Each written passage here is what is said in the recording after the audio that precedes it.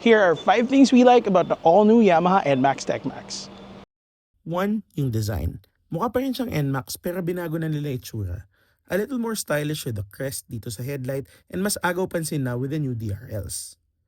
May TechMax badge din sa gilid para sa top spec variant. Bago na rin itsura ng taillights, overall mas boxy at mas maangas na yung look. May mga bago ring kulay tulad nitong Dark Magma.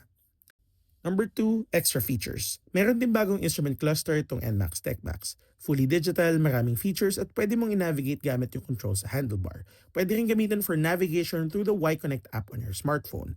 Marami ring storage compartments, may isa sa kanan na may taklob tapos isang open compartment sa kaliwa. Meron din sa ilalim ng upuan na kasya isang maliit na full-face helmet. Number 3, handling. Pagdating sa handling, the NMAX is still top of its class. Kung twisties at twisties lang din, kayang-kaya nito. Napakadali iwas-iwas at hihiga sa liko kung kailangan. Sobrang enjoyable siya i-ride through winding roads and that's where it really shines.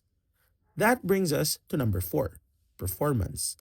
Bukod pa sa handling, pagdating sa lakas at sa tulin, nandyan pa rin sa tuktok ang NMAX. Equipped with a 155cc liquid-cooled single-cylinder Blue-Core engine, isa pa rin to sa mga best-performing small scooters in the market. Meron din siyang dual-channel ABS para sa harap at sa likod. Tas yung malaking floorboard to enable various riding positions.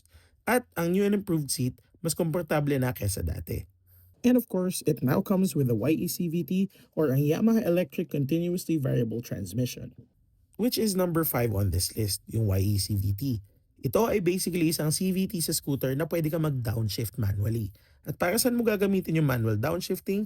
Pandagdag hatak pag umu-overtake or engine braking pag nagde-decelerate. Pwede ka mag-downshift gamit yung lever sa handlebar. Dahil sa YECVT, meron ding dalawang ride modes, Sport saka Touring. Yung button na usually pang passing light, yun yung pangpalit ng ride modes dito sa NMAX TechMax. Yung downshifting at itong pagpalit ng ride modes, you can do both on the fly. Yung Touring mode enables smoother acceleration and mas bagay sa city for relaxed rides. Tapos yung Sport mode, mas aggressive yung power delivery and bagay sa spirited rides sa twisties kunwari. So yun yung 5 gusto namin sa NMAX TechMax. Meron ba kayong idadagdag or ibabawas dito sa list? Let us know in the comments.